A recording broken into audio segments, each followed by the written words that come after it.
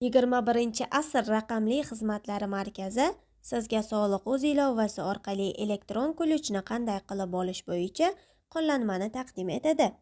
Birinchi qadamda market ilovasiga kirib, qidiruv bo'limidan Soliq o'z ilovasini yozamiz va o'rnatish tugmasini bosamiz.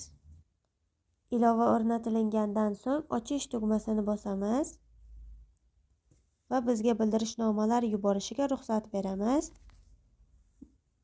Shaxsiy telefon raqamini kiritamiz. Ommaviy oferta va maxfiylik siyosatiga ruxsat berib, davom etish tugmasini bosamiz. Bu bo'limda esa bizga SMS kod yuboriladi. Yuborilgan SMS kodni kiritamiz, ruxsat beramiz va davom etishni bosamiz.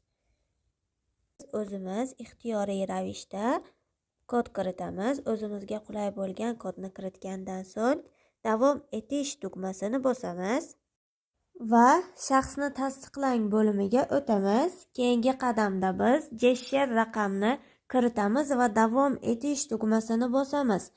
Undan so'ng kamerani ochishni bosib, kameraga kirishga ruxsat beramiz va Face ID qilamiz. Face ID qilingandan so'ng bizning shaxsimiz tasdiqlanadi.